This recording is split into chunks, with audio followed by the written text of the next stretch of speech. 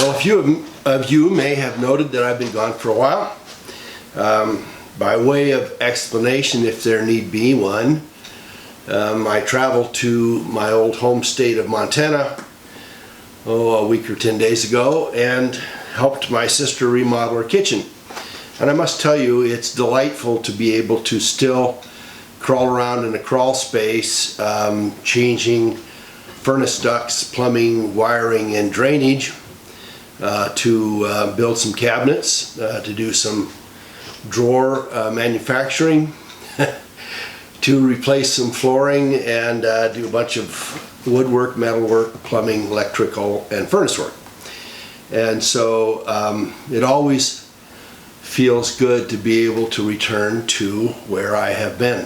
And it also feels good to be able to drive 1,200 miles or 1,300 miles in a shot with a couple-hour nap in the way. And while it may seem lame to some of you half my age, when you get to be this way, every marker that says you can still hold on is a good marker. So on my route to up through Utah, I listened to whatever news one can obtain in rural Arizona and Utah, and the big discussion was this horrible, horrendous thing that Donald Trump did when he allegedly made reference to Putin and the intel community, and apparently sided with Putin that perhaps there had been no Russian connection when 17 agencies, according to John Brennan, even before Trump was inaugurated, had all concluded that there was Russian interference and that the Russians had spiked the system. If you trust John Brennan at any level or any source that he claims, then you'd have to believe him over Putin. I guess if you trusted John Brennan at all, you would trust him more than you would Rasputin or the devil himself, although that's a close call. But in the process, of course, I heard that John McCain, Jock Strap McStain, made some comments about how treasonous this was, and once again we get an element of projection that the ultimate treasoner calls everybody else what he is.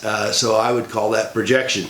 And there's been an awful lot of offensive defense by Democrats and the old guard of the Republicans to do that. What else was disturbing was that there was this idiot commentator who was a newsman for the Utah Times, or one of those silly old newspapers that still exist, and that he was on interview with one of these talk shows. This guy, I think, is named Gurky, although I thought more of him as a pickle of a gherkin, and I wonder who is jerking his gherkin. But John Huntsman is the former governor of Utah and is now the Russian ambassador, appointed by Donald Trump, and has been serving. Huntsman was governor for, for 4 years. In 2005 to 2009, he was the ambassador to China for Obama. He was named Deputy United States Trade Representative by little Georgie Shrub Bush. And he was for others even before that. He was in California and others, and has been skulking around the governmental agencies, etc., for 20 or 30 years. And this gherkin, Gurky, I guess his name is, was so incensed by Donald Trump and how Donald Trump had overridden everything that was going on in Russia and had not followed the script and had undermined John Huntsman, the ambassador to Russia, that he was calling for Huntsman to resign as ambassador to Russia in protest for the mistreatment he had been given by Donald Trump, the president. And I don't think that Gerke, whatever his, I think his name's Bob or Robert or something like that, I don't think he had any idea whether Huntsman was in on it or out on it, agreed or disagreed. It was treasonous activity by Trump, and it totally undermined our Russian ambassador, who needed to come home with his tail between his legs back to Utah. And frankly, I was so incensed I almost stopped in the middle of the road and did a video, but I managed to contain myself. So when I left, there had been nothing from Quew for quite some time, and I hesitated to do what some others have done, which is to report on nothing. I'm not very inclined to do that. So when about the time I was returning, there was this big Quew drop, and the first drops came, I think the 24th or 5th or something like that. For the most part, I guess the 24th. I'm not going to go back through that first part of stuff. Some of it is repeat, some of it relates to Quew being trashed in all kinds of sources and told that it is a baseless conspiracy. Everybody writes about it. As a matter of fact, I saw a Google article on it on my way back, and how crazy it is and how it lumps all the conspiracies together, and those of us who follow Quew are the ultimate in conspiracy nuts, and we should probably all be committed, right? Until you read something or look at something or begin to cover this. One of the things that's in this report from Quew is that whether or not a FOIA request, which is a request for information from the government, can obtain access to the FISA warrants and the applications for FISA warrants. Quew hints at this at the outset and then covers it later and says that we cannot, that is, we as citizens cannot find out what went on within the FISA court with FOIA requests, and that would require a declassification, and that that's the highest level of declassification, and that Trump has to do it. And Quew also goes on, there are several references during this several days of releases that Huber is at the base of this, and that we need to be aware that that's going on simultaneously. And of course, there has been nothing publicly made apparent of any consequence about what Huber is doing. Some people have linked those 40,000 indictments, sealed indictments, to Huber, and I think there is some evidence in December or January that there were numerous ones that were in fact filed by Huber. So and there's a bunch of stuff about the fake media. There's a bunch of stuff about the whole thing. They're part of what Quew does, and I think it is really admirable, and it's good for all of us, because especially when there is this big gap, that there is this rah-rah, and some of it, I'm a little jaded about the rah-rah, but the rah-rah is helpful because it brings people's energy back up and restores a sense of confidence, and keeps us looking for other stuff, for better or worse. So there are a bunch of references in here to, with respect, one of them is that numerous people have posted for me, especially for me, that Trump is poised to take over the Federal Reserve. And, I don't know whether it's true. There is some question, obviously, how can we know? But what I would say to you is this, and I believe this with everything I have, and that is that the Federal Reserve is behind everything that is dark and nasty at its ultimate source. Now, there are lots of things that go on that have nothing to do with the Federal Reserve, but the Federal Reserve is the overriding, the cap agency, if you will, that is pushing for control, interference, overriding, coups, assassinations, interference with elections and governments all over the world, and a closing in on and gaining control of central banks, of using the World Bank, the International Monetary Fund, the whole Federal Reserve System, and the central banks all over the world, including the European Union and others, to foment and gain control and gain access of and play with everything that's going on inside of the government, military, and everywhere else. And it is hard for me to believe, unless there is overwhelming force being exerted by the Trump administration, that these folks are going to go quietly, and that they are not going to take Trump out or use alternate means. The missile that was allegedly shot from Washington State some time ago is also in this report, and there are discussions again about how that happened and how it was engaged and who did it. And Q points out, and I'm shifting to that because it is not a stretch to think that the people who want to get Trump out use this as the process. And the people, if you follow the JFK thing, I'm kind of shotgunning this.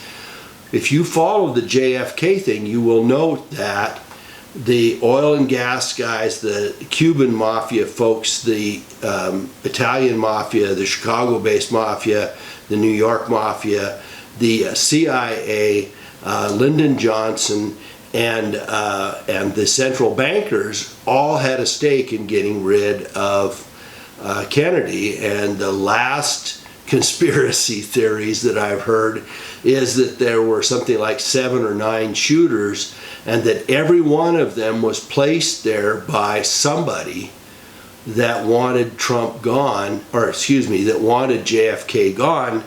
And I still believe that the guy who might have been overseeing all of those shooters, or at least a central part of them, was our great and wonderful Poppy Bush, who I believe the picture of him, of someone on Daley Plaza, is in fact George H.W. Bush, who may have been orchestrating all of those shooters as a CIA agent. And you kind of wish that he would sue somebody, because I'd love to get the truth of that at a trial. So try it, little Poppy, that'll be good. So to go back to Trump now, it is not a stretch that any agency is motivated by the underlying reason to kill Trump and or to foment a war in order to gain control of the process, and that missile strike did in fact do that. And we are reminded that the chain of command of that missile strike has to go from the president to the Secretary of Defense, which I think is Mattis, right? And so and then down through the chain of command. So somebody intercepted and interceded in that chain of command. If in fact that missile was a United States missile, somebody interceded and intercepted that, or established it, claiming that it had come from the president when in fact it had not. And Q also points out that it was F-16s that shot it down. Now, if that's the case, it takes time for an F-16 to get launched, even though it's not very much time, and it doesn't take very long for a missile to get launched. So which came first? Did the F-16s rally and launch? Launch is not the right word, but I'll think of it in a minute. To gain access to the sky in order to take that missile out, and I think that would have to be the case. So somebody knew that chain of command was going to be broken and interfered with, and I think that's a rather important thing to pay attention to. Now, some of the other stuff that Q points out, and it goes through being sworn in, it goes to our government agencies, it goes to our Declaration of Independence, and again, reassurances from Q that this in fact, that we are restoring the Republic. And most of us haven't seen most of it, and I'm going to get to that in the end. What Q says are the evidences of things going on and why we should be patient for more. And so Q also points out that that President Trump used his negotiating skill to make the European Union blink. And as you know, the chairman of the European Union came to the United States and effectively capitulated on the war for tariffs and a determination to move towards zero tariffs. It did not include cars, and while they're going to buy more soybeans, it won't be enough to offset the embargo that and tariffs that China has placed on soybeans. So it makes it tough for our American farmers in that sense. But there are a whole bunch of things that have gone on during Trump's visit with the European Union in Europe, and then on his way to the Russian meeting with Putin. It wasn't called a summit. But there were changes in this, and there are adjustments in what he has done. All right, next issue. Meadows and Jordan worked on filing a petition for impeachment with the House of Representatives. And I have called these guys eunuchs before because I think they have taken, what, 8 or 9 months to finally decide to play a card. And then when they did, they retracted the card, and they retracted it in multiple ways. First of all, if I understand correctly, they're entitled to have a vote on it in their committee within 2 days. And they did not push it through for that. And of course, that allowed for the recess to come in. And even before the recess came in, Ryan stepped in and Meadows backed off, and they decided that they would go for contempt, perhaps go for attempt in lieu of the impeachment, and that I think it was Ryan that said, well, the impeachment's too much. This is not an impeachable kind of thing. And of course, what you need to pay attention to is that even if a majority in Congress, that is the Republicans, move to impeach, that is, they actually vote to impeach Rosenstein, Stein, Stun, Stuck, Stink, then that impeachment goes on to the Senate for conviction, and conviction of an impeachment then would remove him from office, and that takes 2/3. Well, with a 51 vote majority and idiots like Jockstrap McStain as members among that, and a couple of soft people including Maine, Susan Collins, and a couple others, the lady from, I think it's Murkowski from Alaska, that might not be right. But anyway, it's the Alaska woman senator, that those votes would not come. There was no way that there were going to be 67 votes. So, it was an empty exercise at the outset, and then they blinked, and they blinked twice, and Ryan took the gun away from him. So there is question about, and this is going forward and back historically. There's question about McStain going to the UK, and whether he did so around getting that whole dossier, that alleged dossier. I hate using the word dossier because it isn't the alleged dossier, and that he helped shoulder or carry it into the States, and worked, of course, with Hillary and the rest of them to do that.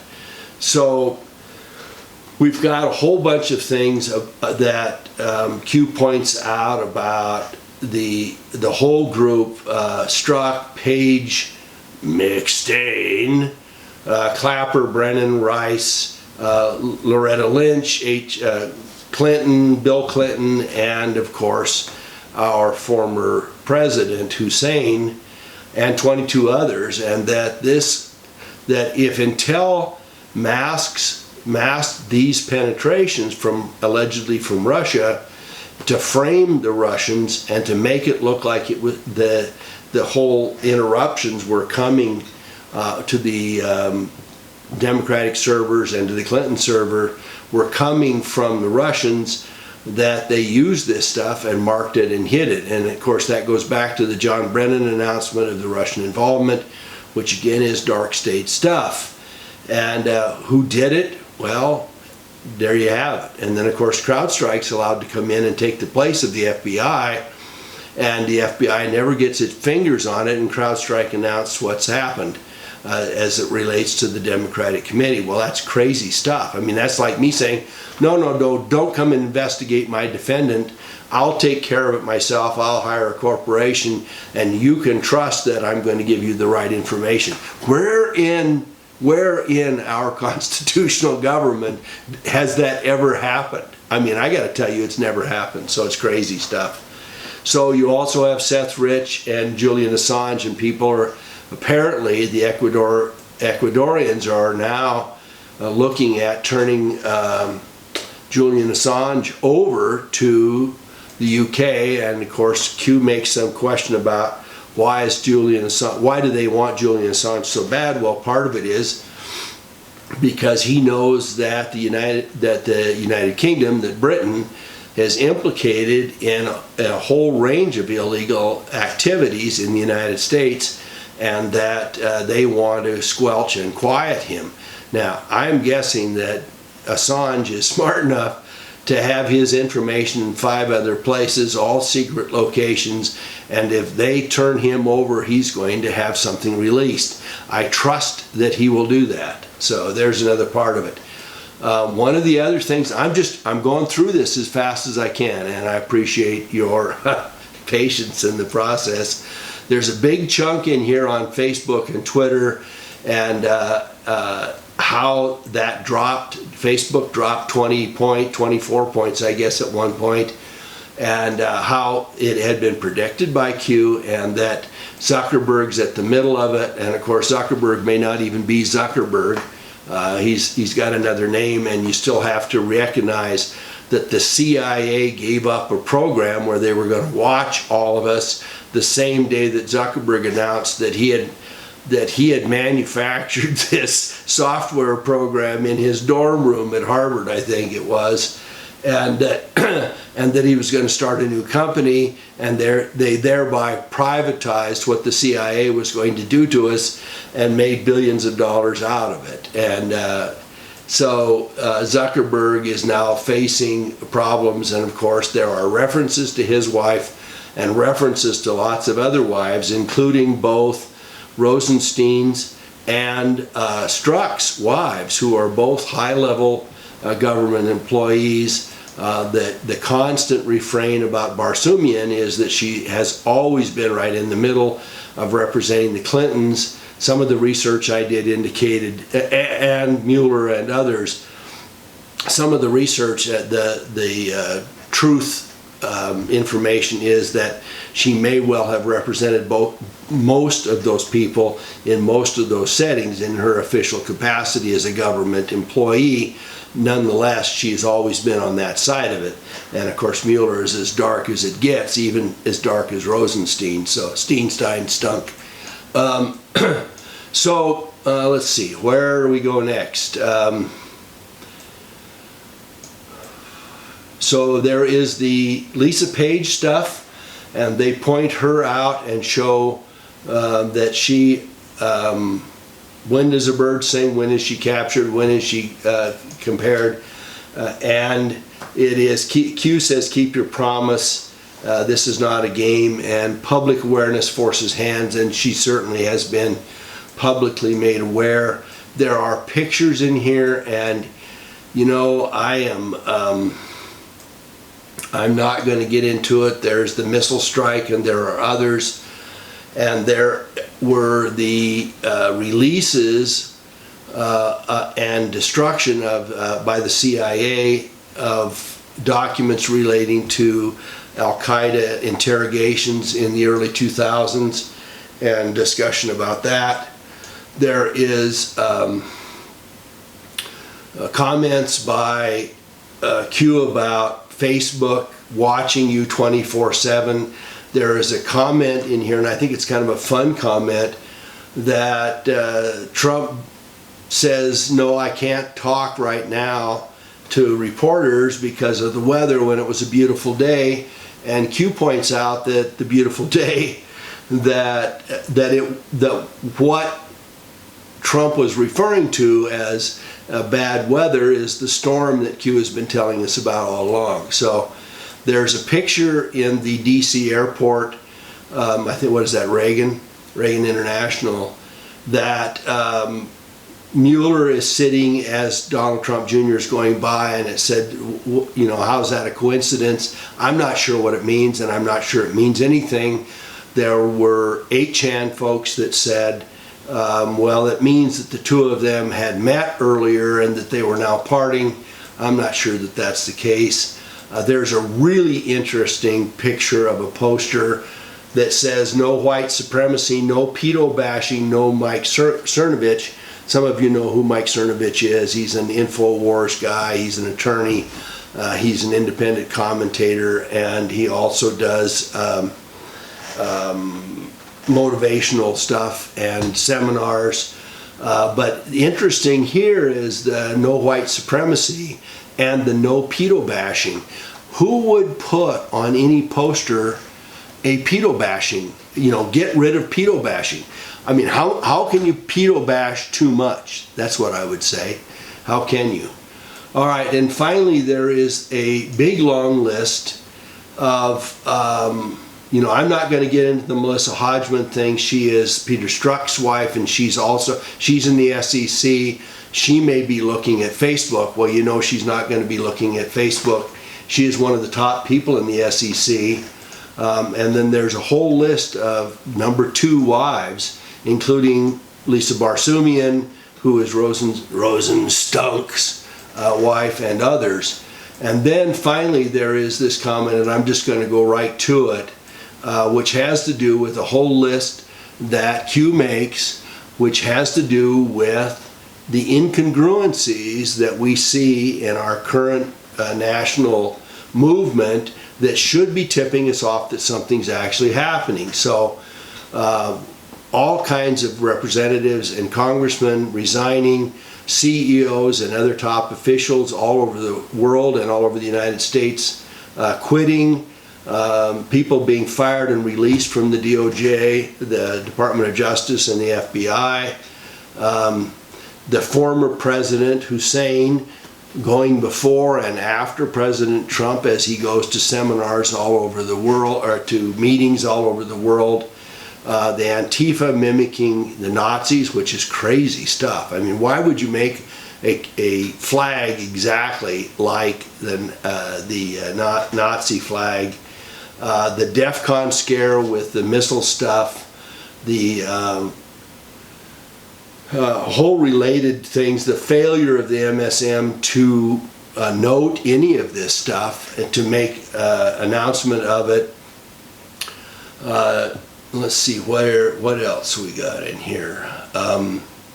All kinds of corrupt events that have gone on, and of course pointing out that there are all kinds of sealed indictments that are waiting to be released. And so finally what Quew says, and I'm just about out of time, so says, hey, look at all those things that have happened. Look at all that has changed. Look at all that we're doing and recognize that this corruption is hundreds of years old and is deeply embedded in our system, and it's going to take us a while to get rid of it. And I think it's good to be reminded of that, to embrace that, and to take into account what we obviously see has happened. So I think I'm about out of time. Thank you for watching. Thank you for being so patient and for waiting for me to show up. I guess you did.